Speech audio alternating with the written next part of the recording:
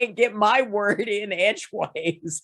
So you know that it's way important. Even people who have just once or twice been to the Taos and New Mexico area, once or twice been to the Four Corners and see the Native American ruins and hear about the Hispanic heritage, and then all the other heritages, whether they be Greek or Jewish or Sara, from all different sorts. I'm going to pause you, Sara. I'm going to start saying hello because people are saying hello on chat. So great. Hi, everybody. But so hello, Dr. Orenduff from Elena, and Arvada from Colorado. Nice to see you. Thanks everybody for jumping on for this program. And we're going to kind of shift gears a little bit while I do a more formal introduction to our topic tonight. And then we'll shift back into the conversation mode. So thank you for joining us.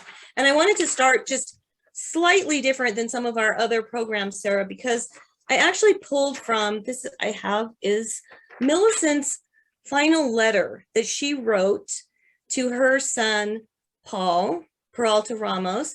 And this letter is quite famous. It's quite poignant. I'm not going to read the whole letter, but because of our topic tonight, I sort of wanted to bring Millicent into this conversation. So she writes, "Darling Polly, did I ever tell you about the feeling I had a little while ago? Suddenly, passing Taos Mountain, I felt that I was part of the earth, so that I felt the sun on my surface and the rain. I felt the stars and the growth of the moon under me. Rivers ran, and against me were the tides. The waters of rain sank into me. And I thought if I stretched out my hands, they would be earth, and green would grow from me. And I knew that there was no reason to be lonely, that one was everything. And death was as easy as the rising sun and as calm and natural. That to be enfolded in earth was not an end, but a part of oneself, part of every day and night that we live. So that being part of the earth, one was never alone. And all the fear went out of me with a great, good stillness and strength." So I just thought, given our topic, that was just so on point to have Millicent's words. She did write this right before she passed away. She didn't know she was going to pass away. But talk about the West as our muse, and Millicent felt that too. So just kind of wanted to bring her into the conversation. So welcome to Millicent Unplugged.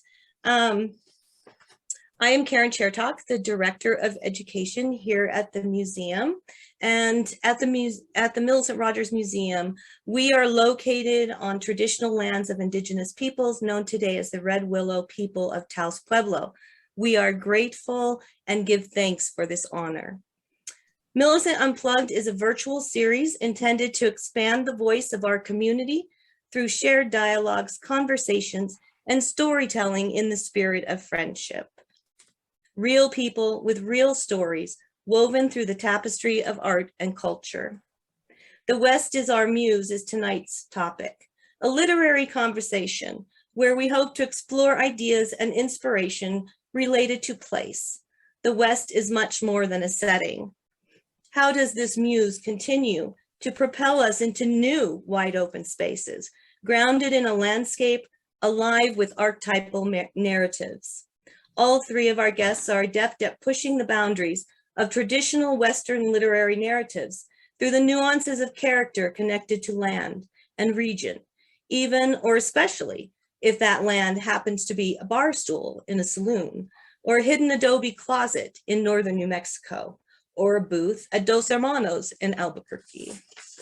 I want to thank my friend, Sara Francis, award-winning master photographer and author who has volunteered her time and expertise to serve as moderator and co-host of this series of artist discussions. Taos, the people, the land, and its stories have a hold on Sara's heart, and we are grateful for her ideas and leadership on this virtual series project. Sara's book, Fragments of Spirit, is available in our museum store. Together, Sara and I welcome authors, friends, and panelists, Randall McNair, Corinne Joy Brown, and Michael Orenduff.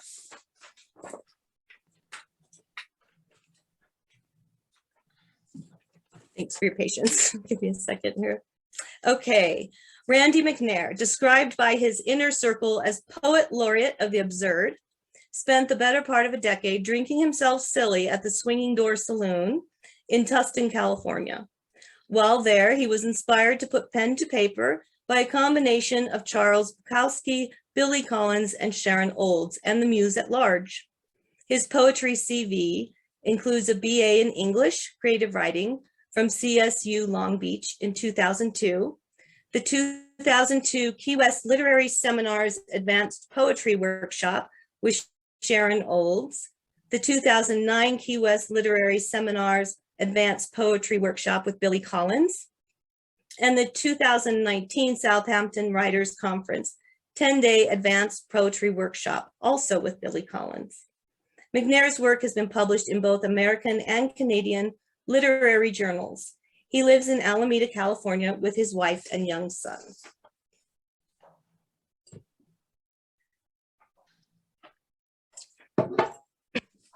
Corinne Joy Brown's illustrious career spans a wide variety of genre.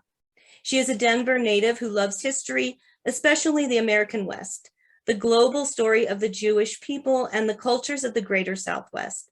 A partner in a high-end home furnishings and design firm, she's also a published author and freelance journalist with frequent bylines in local and regional magazines. Corinne's multi-award winning novel, Hidden Star, here we go, Hidden Star, released April 2016, winner of the New Mexico, Arizona Book Award for Historical Fiction, chronicles the story of the descendants of Spanish and Portuguese Jews who fled to the New World and beyond during the 15th to 18th century to escape the Spanish Inquisition. Their descendants are resurfacing everywhere today, reconnecting with Judaism. Her interest in this subject has led her to serve as the editor of HaLapid, the semi-annual journal of the Society for Crypto-Judaic Studies, an academic association that explores this topic around the world. Welcome, Corinne. And Mike Orenduff grew up in a house so close to the Rio Grande that he could Frisbee a tortilla into Mexico. He spent much of his youth on the banks of the Rio Grande and in the mountains of the Gila Wilderness, where his family owned a summer cabin. He earned a Master of Arts degree at the University of New Mexico and later served as president of New Mexico State University. Mike and his wife, the noted art historian Lai Chew Orenduff, author of A Scenic Tour of Modern Art and the Transformation of Catholic Religious Art in the 20th Century, have lived and taught in New Mexico, Jemez Springs, Albuquerque, Santa Fe, and Las Cruces, in 9 other states and in 4 countries. The Pot Thief books have won many national awards, including the Lefty for Best Humorous Mystery of the Year. But the awards that mean the most to him are his 4 New Mexico Book of the Year awards. So sorry, Randy, I forgot to hold yours up, but there we go. All right. Welcome, everybody. Sara, do you want to take the reins? Oh, I do. Mike, I just looking on the back of one of your books that I happen to have here. Your publisher mirrors everything we're talking about. Open road. I mean, that's what we're thinking of. And isn't the West an incredibly open place with all kinds of interesting things that just kind of go around the corner? We're on these paths, we're hiking. This is an absolute extraordinary, what should we say, an extravagance of nature that we all see. Of course, the wonderful Taos Mountain, the sacred mountain behind me with the Millicent Rogers sign out in front of the museum. And tell us about, Mike, go for it. Tell us about the open road and where your road came from.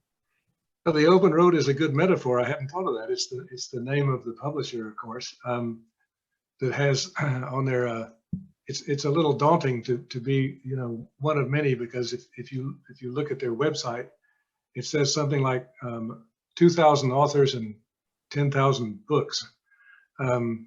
So I'm a small part of a huge group. But the thing about New Mexico, even in my youth, the thing that always fascinated me is the openness and the views. And I've always had this desire, no matter where I'm driving in New Mexico, to get off the road or onto a different road, because you look back and there's 50 miles of open space, and then there's two mountains, and there's a place between them, and you wonder what's over there. And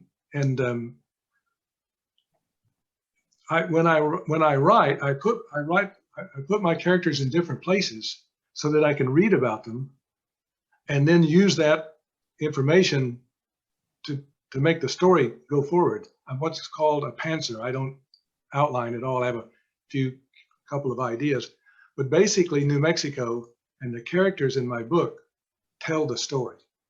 And New Mexico is such a unique and open place, and the people are the same way. My characters,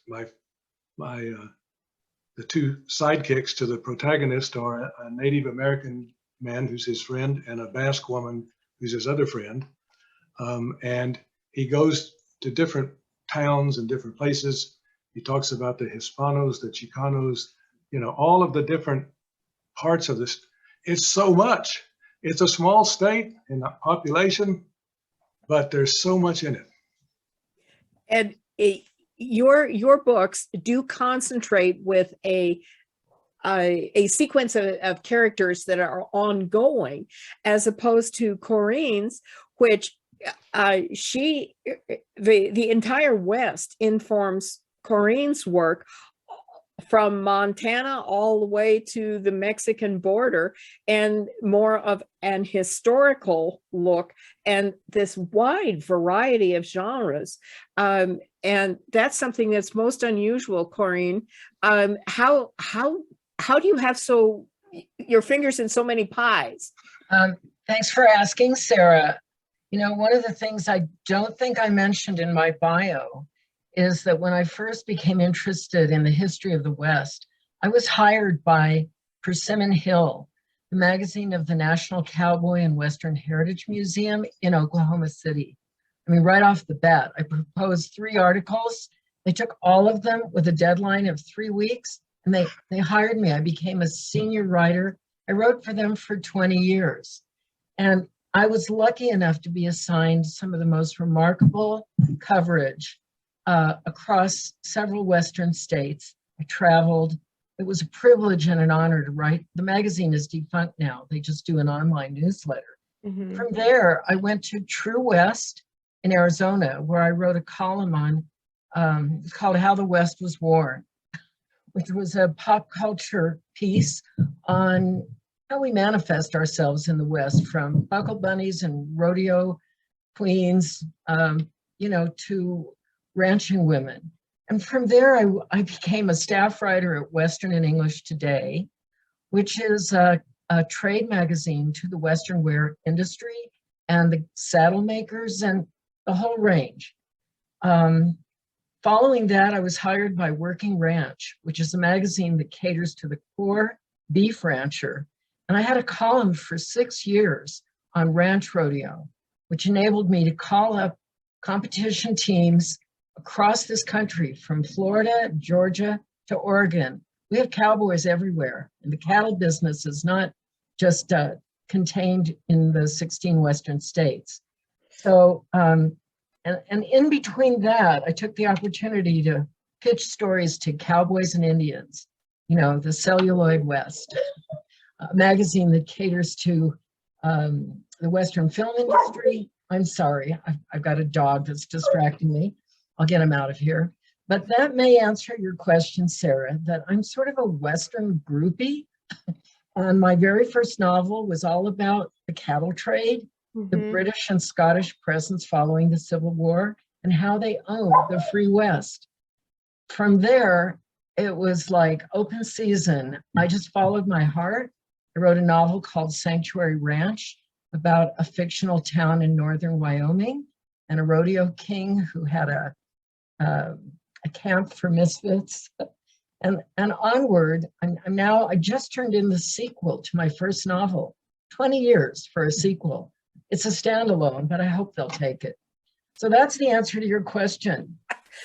Well, that tells us an awful lot. And so you had this opportunity as a journalist to get yourself in all these wonderful spots, and then those spots, that Western heritage informed everything you did, and it just went from one thing to another. Now that's kind of as opposed to Randy's experience, which he was a reporter on himself as he sat at the bar. And so he's lifting a few, as he has been doing.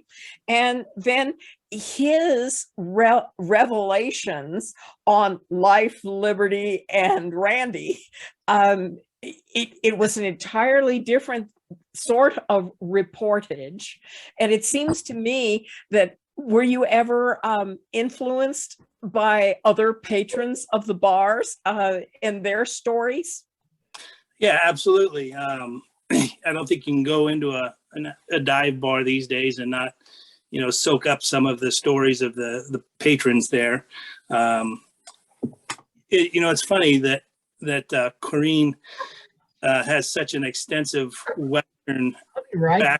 Okay, my background, I've lived in California my entire life, but my background is more of a city boy with Southern and Western, I guess, tendencies, you could say. I've always appreciated the open space in Palos Verdes, where I grew up. There was a lot of open space where I used to ride my bicycle, and I think that informs some of my writing today.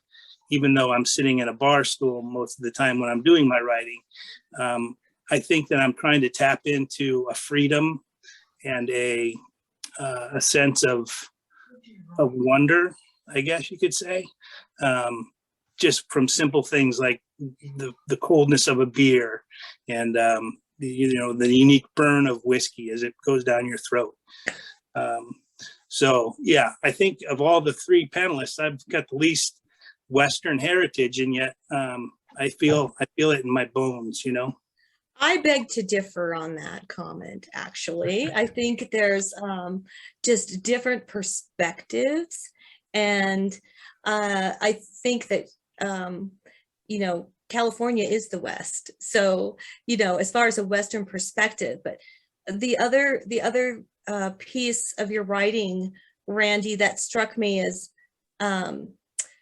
sort of how you challenge the archetypal images that are traditional to Western literature. And so we have cowboy poetry, which is, a genre in and of itself, really. And we have Dispatches from the Swinging Door Saloon, which is a take on cowboy poetry. So I thought that was amazing. And the poem by that same title, even, I thought the perspective of that, I should read it, but I won't read aloud. People need to get this and read it. But basically what Randy's saying in this poem is he's going the opposite direction. So the young Pony Express rider is going from California to Missouri, and in the blink of an eye, in 2 weeks, he goes from being a boy to a man, and he traverses the West, even though he's going east, which really, I think, hits on that idea of the West as a concept, as opposed to a place so much. Well, how are bars in the West different? Because if you look at the picture of the front of the Swinging Door Saloon on the book cover, Eastern bars don't look like this. And so what makes the Western bar different? Oh, that's a good question. I think the Western bar, is typically it's a standalone establishment, whereas I think a lot of bars in New York City, for example, are just stuck into the buildings.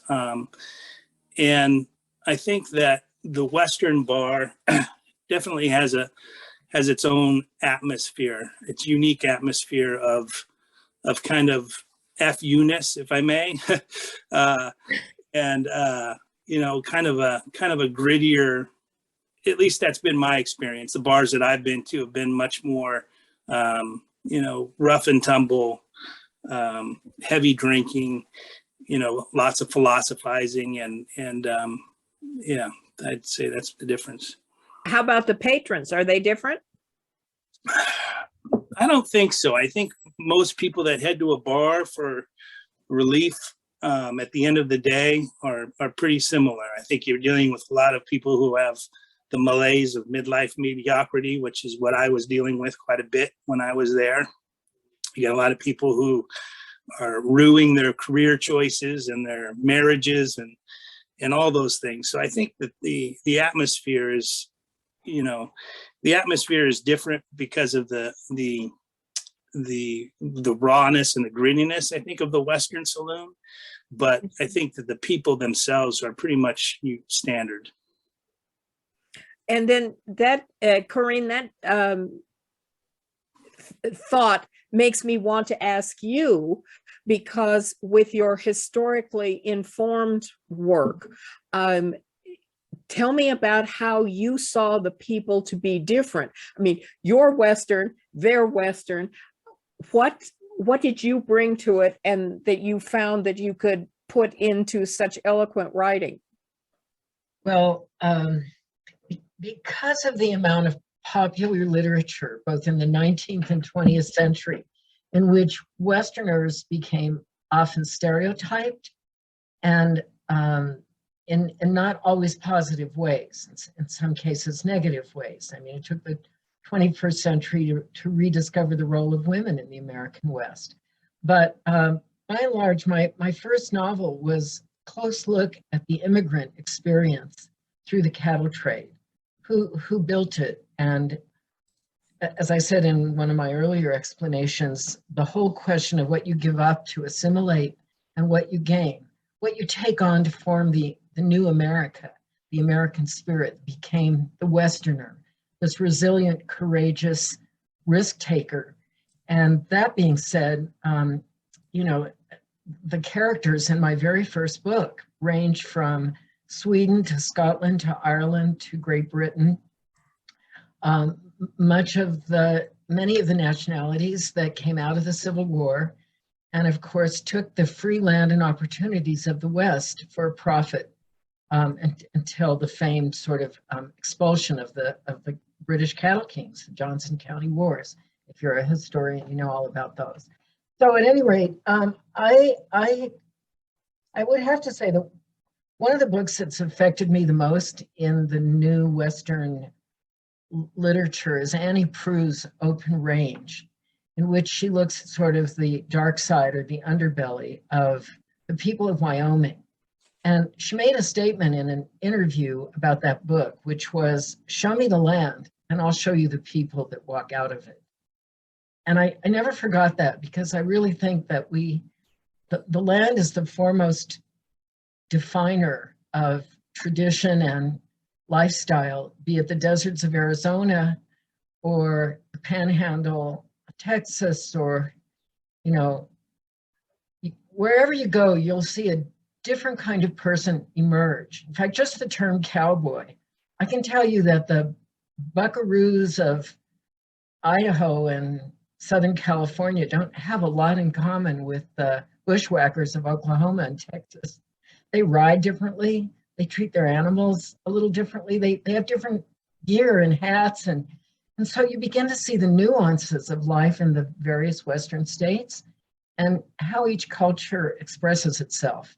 That really intrigued me. And that's part of what has come through, I think, in my work. Well, that certainly is, as far as my reading of things.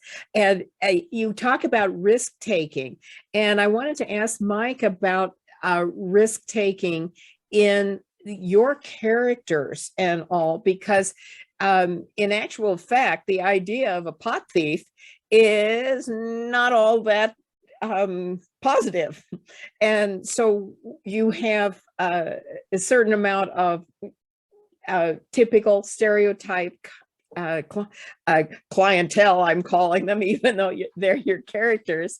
And you have a huge amount of humor in what you do, and double entendres, and ways where you also very graciously explain a lot about the West that other people wouldn't get. And that's a feature I don't think I've ever seen in a series of novels. Tell us about these characters that you found, and this antiquities dealer who is the pot thief. Well, I thought the protagonist is not going to be like in the cartoons. A protagonist has to have a flaw, and I thought his would be illegally digging up artifacts. But I didn't want him to be, an evil person. So he's got this rationalization. He's got a whole bunch of rationalizations about why he does it. The main one is that the women who made them would want them to be seen and appreciated and displayed and not left in the ground forever. But it also gives me a chance to put him in all kinds of situations. He goes out at night digging. He goes up in cliff dwellings. He does a lot of things that sort of get him in trouble, and you have to get people in trouble to have a murder mystery.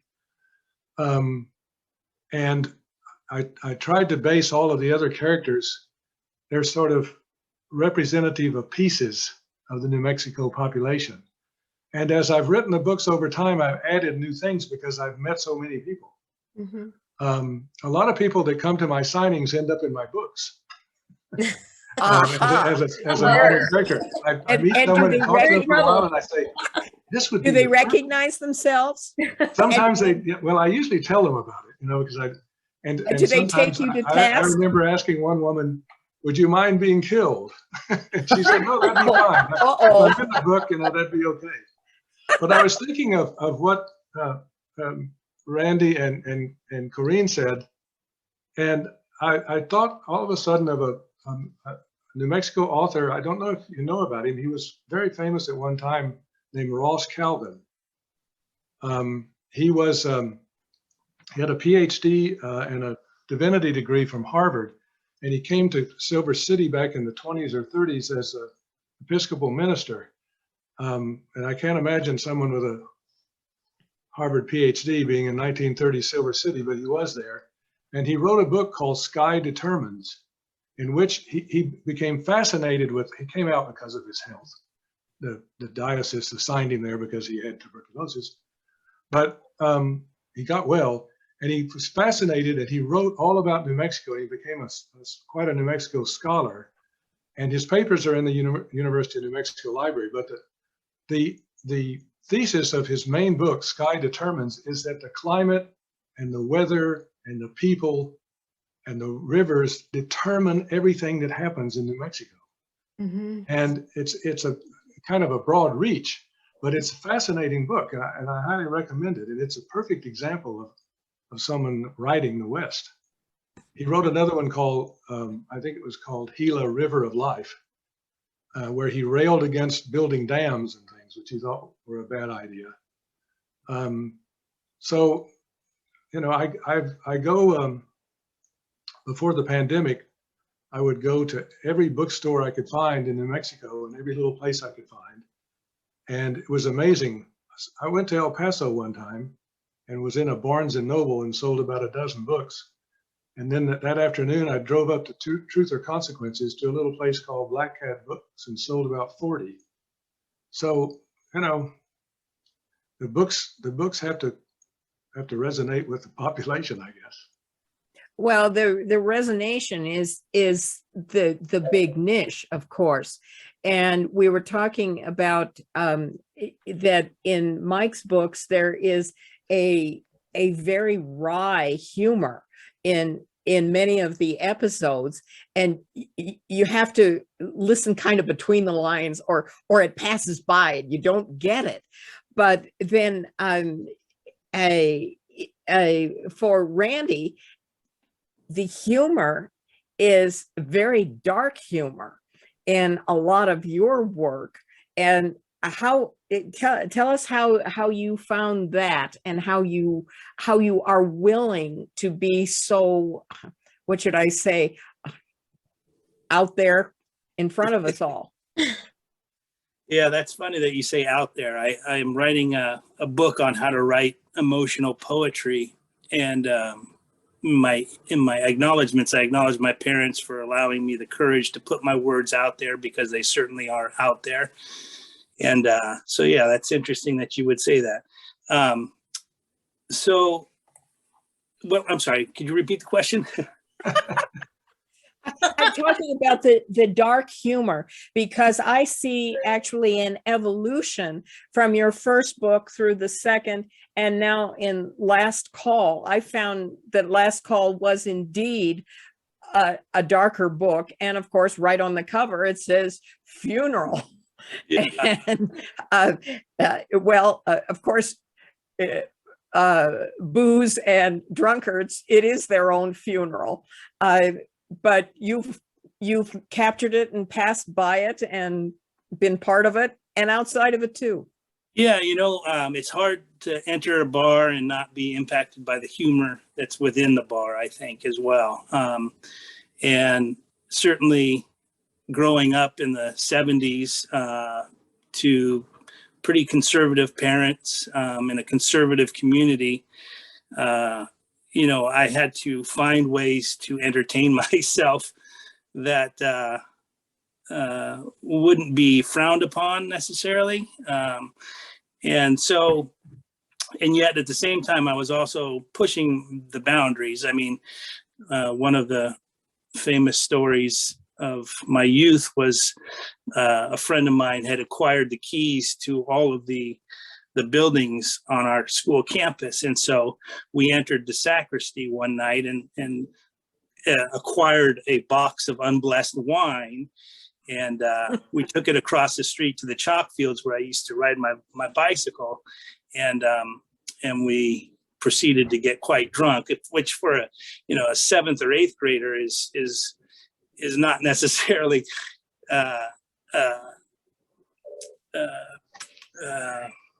something that you want to brag about, but at the same time, it did kind of lead me down this path of walking through the darkness at the same time as I'm walking in the light, if that makes sense, and trying to find my way in this world in a way that will be both entertaining for myself, but also rewarding for my son and something that I'm proud to leave behind. So that doesn't really answer your question, but it gives you a little insight into. That's perfectly acceptable.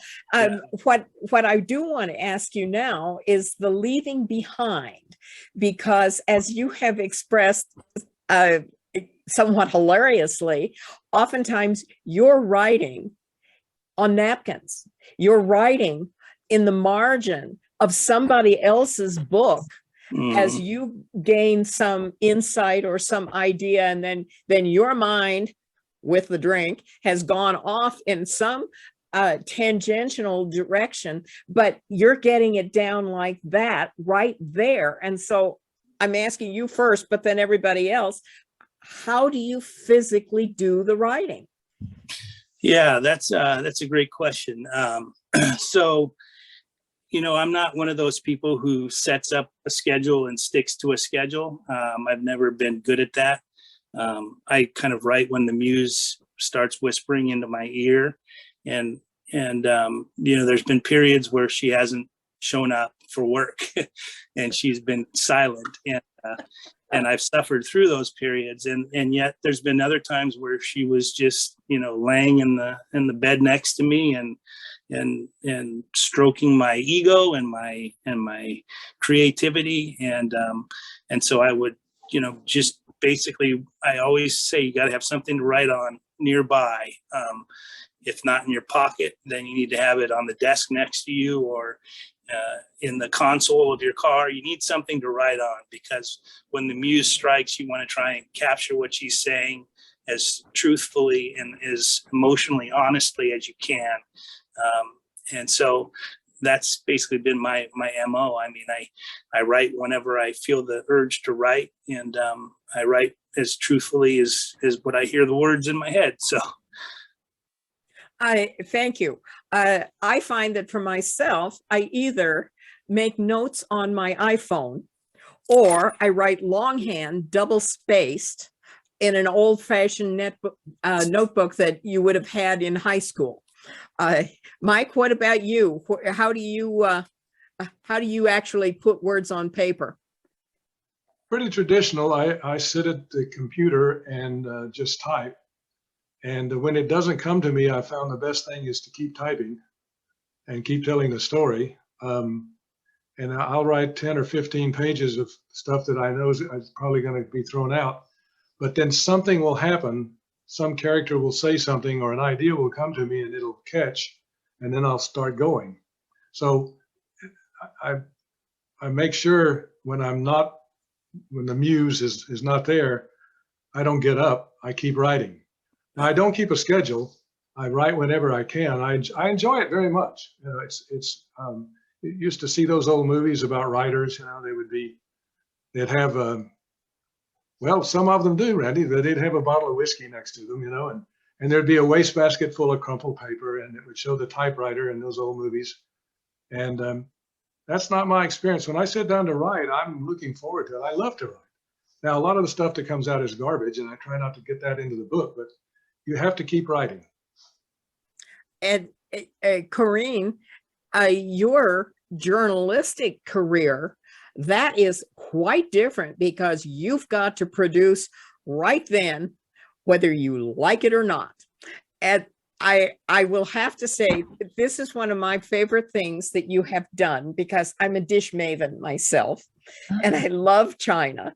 And this extraordinary assignment to chronicle in over 300 pages all the different kinds of dinnerware that have cowboys and broncos and strange Western typical scenes on them. How did that come about? And how did you manage to get it done in a timely manner?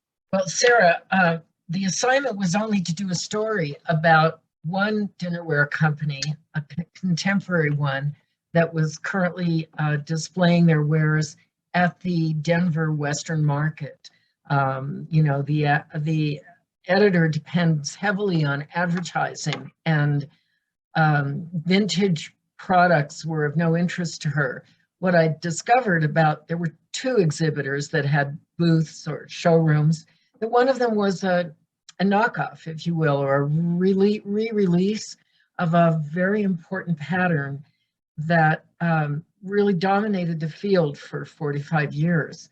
And once I started looking into this whole genre of popular culture, dinnerware, something that we just take for granted, that eventually gets used up and thrown away, with the exception of all those people that inherited their great-grandmother's china and continue to pass it on. But by and large, everyday china, or the products made for diners and restaurants and hotels, just ends up, you know, well, as it turned out, I saw a story there. I saw a saga, which is actually the subtitle of this book. Come and get it, The Saga of Western Dinnerware.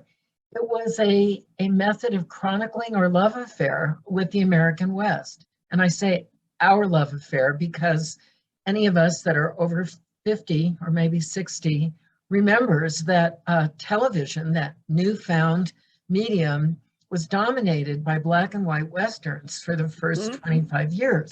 They gave way to cops and robber shows, and then science fiction. In fact, many of the same actors made that transition, like Leonard Nimoy. He was a cowboy actor before he became the Star Trek alien.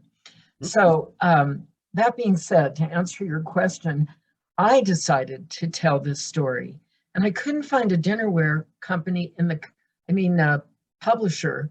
There are many books on the history of dinnerware. Nobody saw this as a valid topic. I was very lucky that Big Earth Publishing in Boulder, Colorado, loved it. and said, go with it. And they gave me 5 months, from May till September, to get this book written. And the very first thing that happened May 1st was that I got hit by a runaway dog, my own, and fell and broke my left arm. And suddenly I couldn't type. I was in a sling. But I found a young lady who helped me chronicle the collection I had begun to amass. That's a whole other story, how addicting that process was.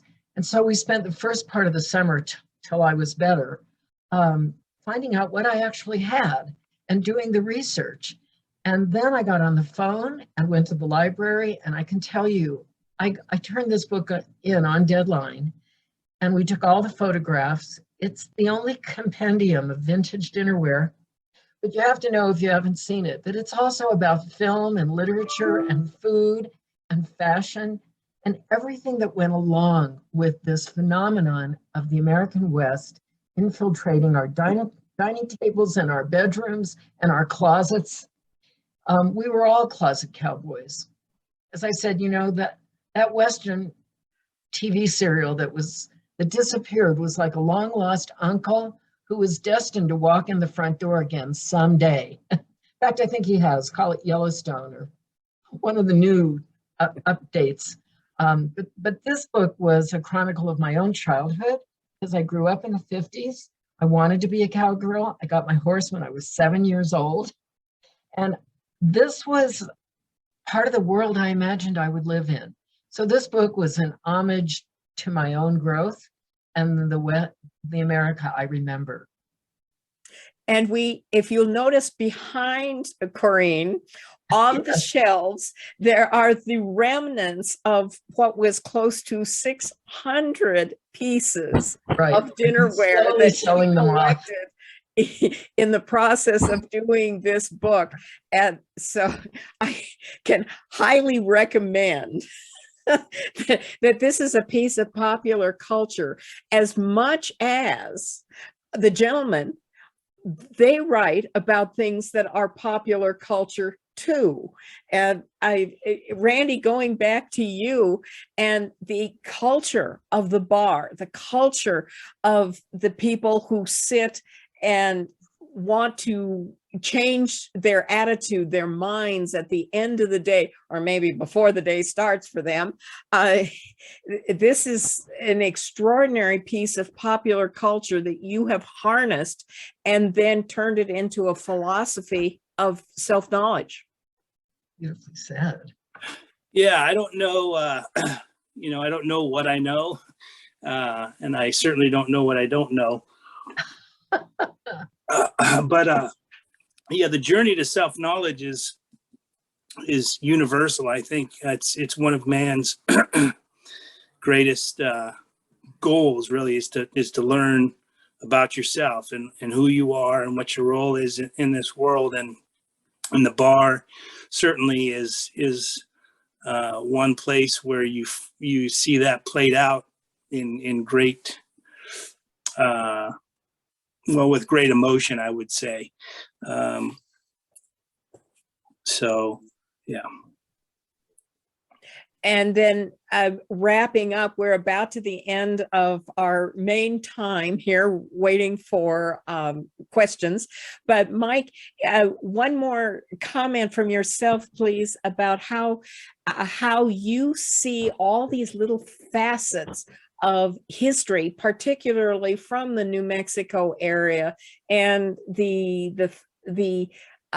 collectors of antiquities and native art, Hispanic art, of the many different groups that are part of our Western heritage here. It's not just the Anglos and the Hispanics and the Indians. No. There's much more to it. And so can you finish up for us? Sure. The first book, I wanted the character to be kind of nerdy, but not in the modern sense. Sort of a kid that's reads funny stuff, and he's not interested in sports and movie stars and things of that sort. And so I had the first book. I just titled it out of the blue, The pot thief who studied Pythagoras, because I wanted the overall thing that the protagonist would get an idea from what he was reading that would help him solve the murder. Well, I was a slow learner because the second one was Ptolemy, who's an ancient astronomer, and the third one was Einstein. And then it dawned on me that I should start using people that had a New Mexico connection. And so I wrote about Georgia O'Keeffe and Edward Abbey and D.H. Lawrence and so forth. And I have to say that it got easier because since they were real people, I would find out things about them and things they did in New Mexico and places they went in New Mexico that I didn't know about. And it was like all of a sudden I had a lot more material, which makes it a lot easier. I really think your characters have to fit the setting. If you're writing something in New York City, your characters have to somehow fit New York City. If you're writing something in a bar, they have to fit something in a bar. Mm-hmm. I think the characters write the books. Wow. I think we can't do any better than that. And Karen, why don't you lead us through questions from the chat? And I don't know who all can see the chat of the panelists, because I know, if you turn it off, it's easier to see the screen. But at any rate, I'm going to back up just a little bit because there have been some comments, certainly for Corinne, you capture the nuance of men, women, various economic classes, ethnicities, and historical periods, subtle but rich. So that was a comment from Kim. So we want to thank her for her comment. And then a question about who was the author with the book that you were referencing, Mike. And I believe actually another attendee answered it, if I'm reading it correctly. Ross Calvin. Yeah. Okay. So, and then a comment about the dinnerware, collecting the dinnerware.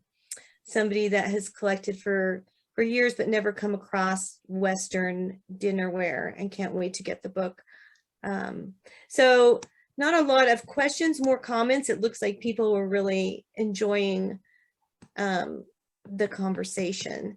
And so we'll just kind of shift into perhaps last comments. I would like to say something to you, Mike, about your series, because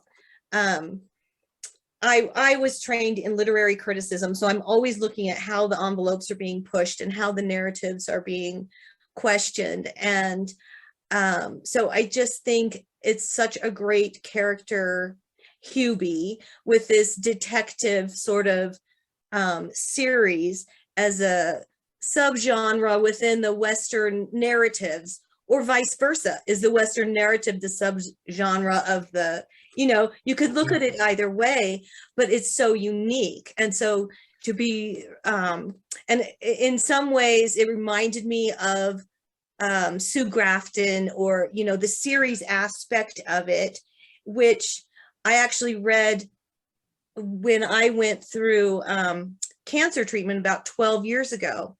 And then what I noticed was you just so bring the contemporary into the narratives and the characters, because then lo and behold, in this one, you have that character of the cancer survivor. So, it's just really, I think, expanding the narratives of the West. And it seems like it would be a whole other conversation to be able to have, because as I'm looking at all of us and listening to this, I'd really be interested to have opinions and conversation about how do we, as museums who have like a responsibility of the interpretation and the narratives that we put out there, honor and acknowledge that the world loves the American West. Yes. And those I'll call them traditional narratives, but at this time, people are also questioning this. So how do we balance that and acknowledge the love, but also acknowledge there were other voices within those that weren't heard? We have a question from one gentleman saying, do you have to live in the West to write the West?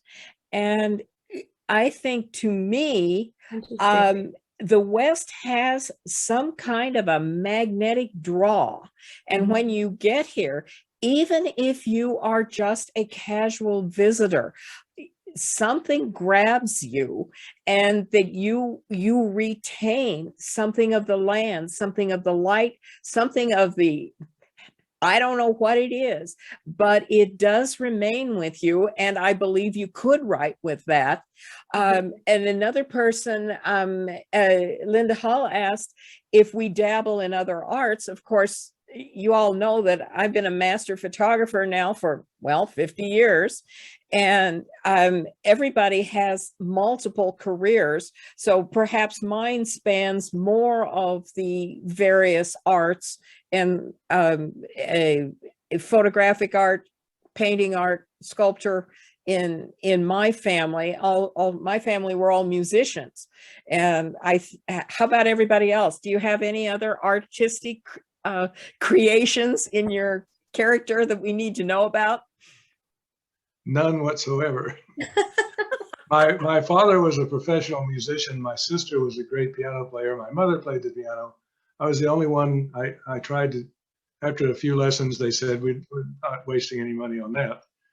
I can't draw. I can't paint.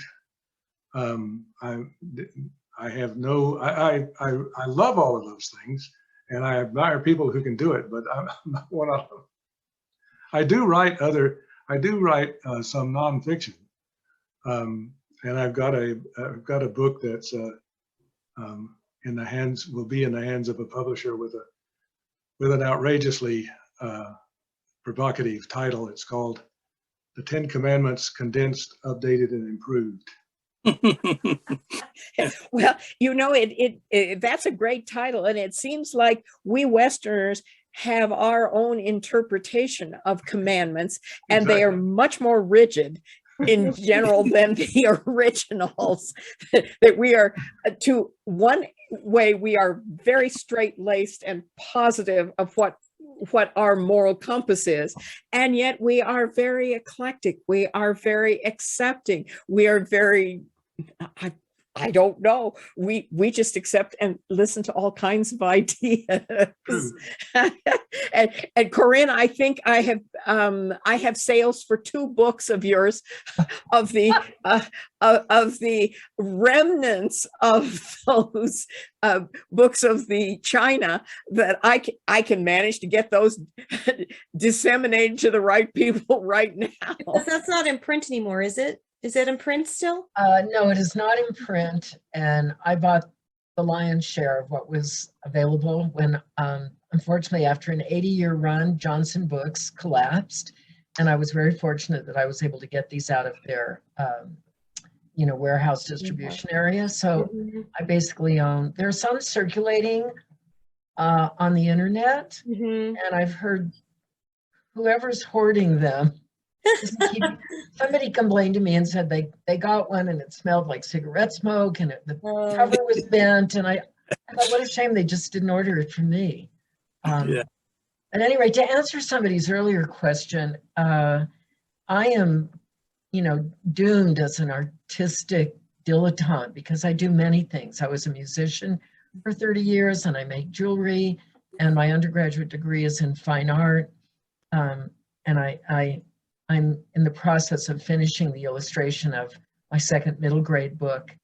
And there's all kinds of things I do that are either part of the process or that distract me from the process. So, getting the books actually written means focusing, which has always been a big problem. Stuff gets in the way, like life. Yeah. So before we finish up, I want to ask each of our panelists to just either put in the chat or just verbally tell people what's the best way to connect with you if they want to, through your website or. Sure. So I have a website, CorinneJoyBrown.com. Please visit. I have a newsletter that you can sign up to be on, and I post whatever's new in the publishing world in my life occasionally. I'd love to hear from you. Michael? The best way to contact me is email, thepotThief@gmail.com. That's simple. I have a website, but it's maintained by my publisher, and I don't know the address. I'm sorry. Okay. And Randy? Yeah, I have a website. It's mcnairpoet.com. You can buy my books at barpoems.com. And, to answer the question about do you need to live in the West to write about the West, this is the age of the internet. And I don't think you necessarily need to live anywhere to write about that area.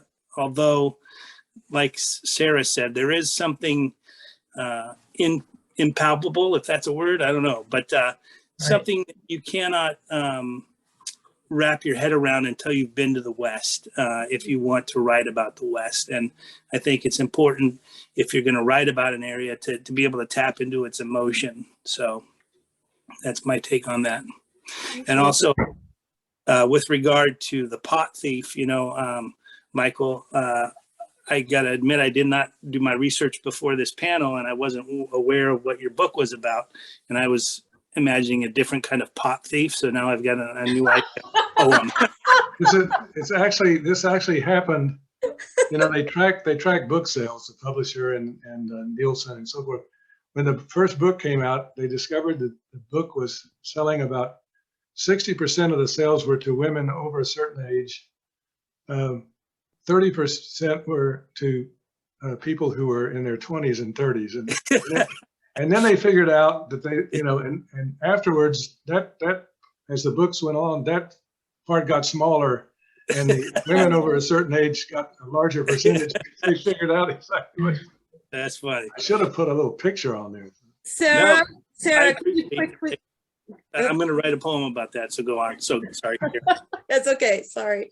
Sara, can you real quick mention your newest book project before I sign off? Yeah, absolutely. Thank you. I am collecting a compendium of narratives of a whole bunch of different visions. And thank you, Randy and Corinne, you're already part of that. I took on this project because I saw how many different voices, different impressions, different angles there were about the West, about the things that we do here, that stereotype does not exist. We are multiple. And so I started collecting this a couple of years ago, and suddenly it has taken off. I am now at 69 narratives. And I foolishly said, I will pay to publish this book. So that's what the newest thing is that Photo Mirage is working on, is a narratives by a variety of people with colored pictures to illustrate. So thank you. Give me a while. Can I say go ahead. 2 words? Thank you to Sara for such great preparation and insightful questions. Absolutely. I'm just amazed that you took the time. You obviously dove into all of our work, and I was just amazed by this panel. Thank you so much. Thank you for joining us. And I want to thank all of our panelists. We really appreciate you taking part in these conversations that are meant to be sort of grassroots oriented. And so next month, for people who wanting to join us, the topic is going to be tourism in New Mexico, restoration, renovation, and reopening. And we'll have that available to register in the next few days, hopefully. Also, I want to let everybody know that our 20th annual minis show and sale is going on at the museum. Right now, it's opening tomorrow, actually, an official public opening on Saturday. The museum is observing winter hours, so we are closed on Wednesdays and open 6 days a week from 10 to 5. And that's about it for this week. So there's one last word. Okay, what? From our friend and visitor, Roberta Chambers. She says that there has to be part 2 of this panel. This panel. I think there's a lot to talk about. And maybe we need like another 10 or 12 different people. I want to hear this barroom poetry. I would like to hear Randall read to us. I Yeah. think that would That would be Oh. fun. Okay. Would you I'll consent read to one read really something? quick. I'm going to read one really quick. Is that okay, Randy? Yeah, go for it. Thanks, Karen. Okay. Trying to find one without the F word. Sorry. Good luck. Okay. At work in the bank, do I look as miserable as I feel sitting here in this high-backed leather chair, here where Hope's head was cleaved open just yesterday after a short lunch meeting at my desk? Curious, I steal a peek in the mirror. No, the answer is no. My eyes are not bleeding, and there is no hatchet wedged in my forehead. fabulous. I love it. There you go. In there. Randy, yours are for the century. There's no doubt. Thank you. Thank All you. right, folks. Thank you so much for joining. Karen. You jumped on, and thank you, panelists. And we'll pull this together again, I think. Hope so. All right. Bye-bye. Bye-bye. Bye. Thanks, guys.